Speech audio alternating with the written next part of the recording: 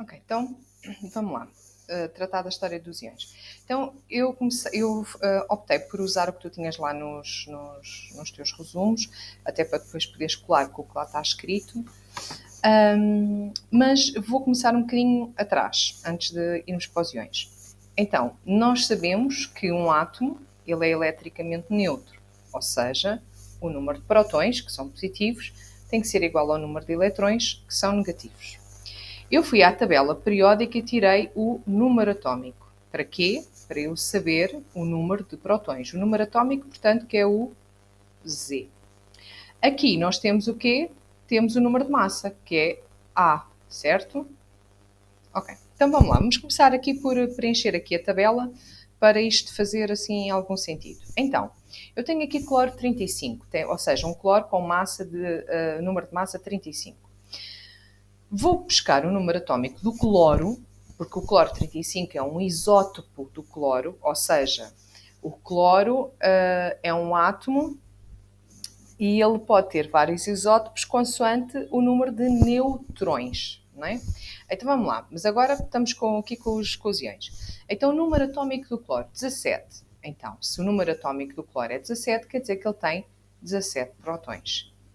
E como estamos a falar de um átomo, não é? Ou mesmo que fosse um isótopo, que é aqui o caso, mas pronto, o isótopo também é eletricamente neutro, está bem?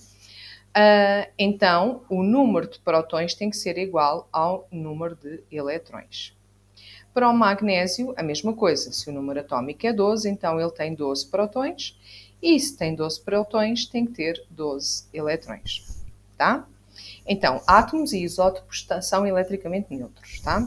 Quem não é, são só os íons. Então agora como é que eu vou saber o número de neutrões? Então, eu vou fazer aquela conta, que é, eu pego no número de massa, tiro o número atómico e isto dá-me os neutrões, ok? Então, eu pego 35 menos 17 igual a 18. Então, eu venho aqui e escrevo 18 neutrões. E depois o mesmo aqui para o magnésio. 12 menos 12, aqui, 24 menos 12, que dá 12. Pronto, ok.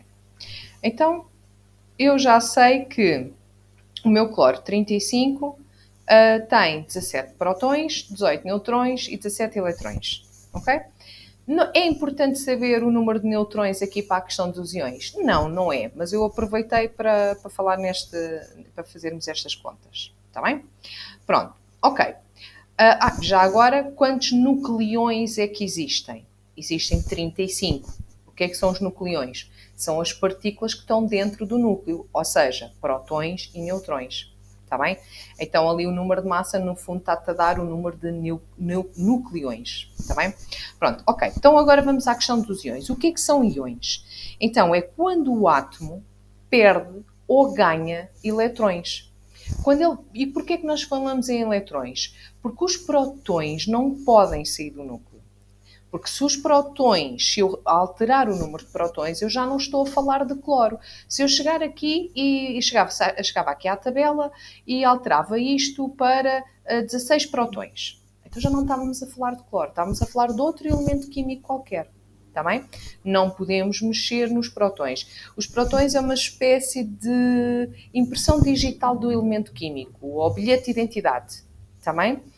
Se eu tenho no meu bilhete de identidade, ou seja, no meu cartão de cidadão, eu tenho um número. E esse número, não há ninguém em Portugal que tenha um número igual ao meu, não é? Agora, se eu chegar ali ao meu cartão de cidadão e alterar o meu número para o outro, então já não sou eu. O cartão de cidadão é de outra pessoa qualquer, mas não o meu. Está bem? Aqui é a mesma coisa com os prótons. Pronto, então, no caso dos... Então é assim. O que é que tem a carga elétrica? Prótons e eletrões, certo? Se eu não posso mexer nos prótons, então a única coisa que eu posso mexer é os eletrões. E se nós pensarmos, tem lógica, porque os eletrões são aqueles que estão do lado de fora, certo? Não é? Aquilo que está dentro do núcleo está mais fechado, está mais apertado, é mais o cerne, o íntimo do átomo. Pronto, agora divaguei. Mas os eletrões estão do lado de fora.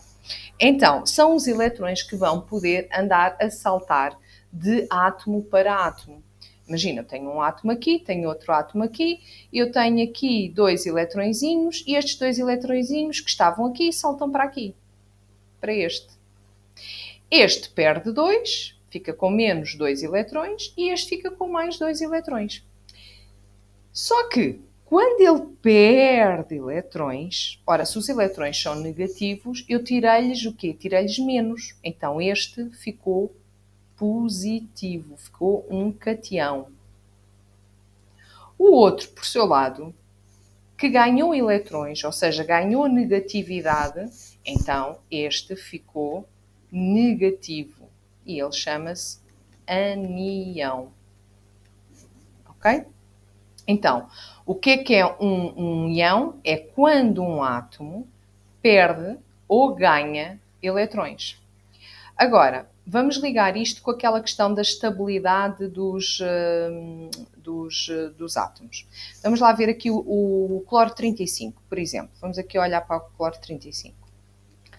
Então, o que é que nós temos? Temos 17 eletrões. Vamos fazer a distribuição eletrónica. Então, o que é que nós tínhamos? Que na primeira camada, no máximo, pode ter 2. Na segunda camada, no máximo, pode ter 8. Na terceira camada, no máximo, pode ter 18. Pronto, e não vale a pena a gente chatear mais. Então, qual seria a distribuição eletrónica do cloro 35, uma vez que ele tem 17 eletrões? Então, seria 2, 8, 7. Ok? Então, o que é que acontece aqui? Aqui na última camada, ele tem 7. Se no máximo nós podemos ter na última camada 8, ele está quase preenchido. Falta-lhe apenas um eletrãozinho, certo?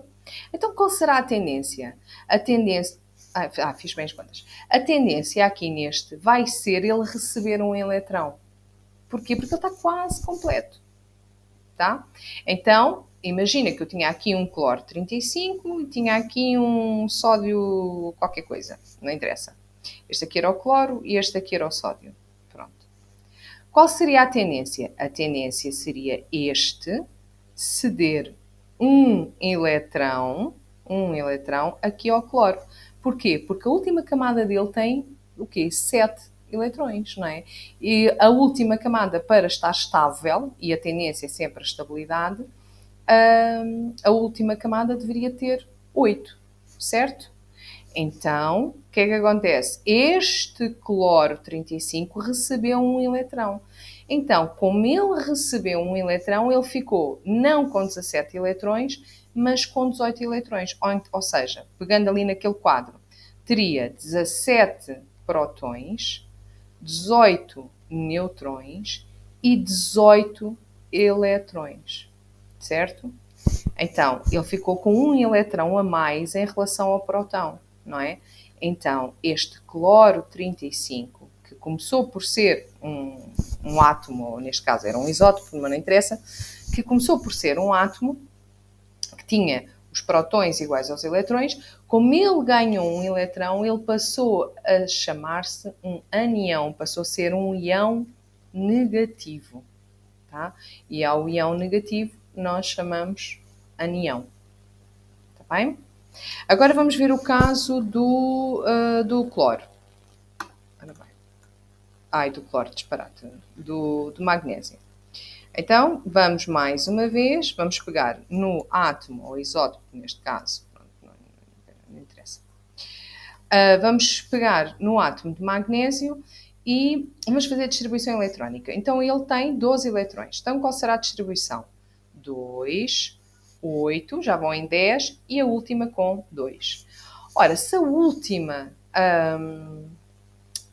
camada no máximo leva 8, é assim, ele está muito longe de estar preenchido, certo? Então a tendência vai ser o quê? Vai ser ele libertar-se destes 2 eletrões de valência. Então o que é que vai acontecer? Eu tenho aqui um magnésio, tenho aqui, sei lá, um cloro, pronto, não interessa. E aqui este magnésio, o que é que ele vai fazer? Como ele só tem 2 ali, a tendência vai ser ele doar, não é? Porque a última camada tem pouquinho. Então, o magnésio vai doar eletrões aqui, né? 2 eletrões. Então, o magnésio perdeu eletrões, portanto fica positivo. Este que ganhou eletrões vai ficar negativo. Então, o que é que a gente pode dizer do nosso magnésio? Que ele se transformou num cationo.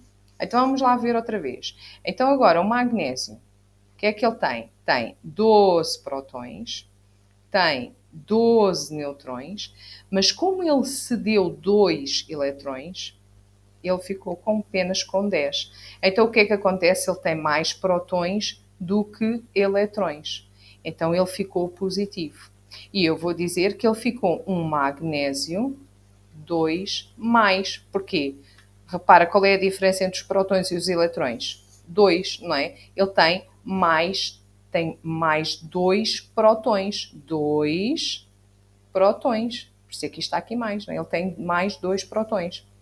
No outro caso, lá atrás, do cloro, como ele tinha perdido tinha ganho um eletrão, então ele ficou. Ele ficou com. Olha que caraças. Ele tinha ganho um eletrão, não é? Ele tinha, 17 prótons, 18 neutrões e ficou com 18 eletrões.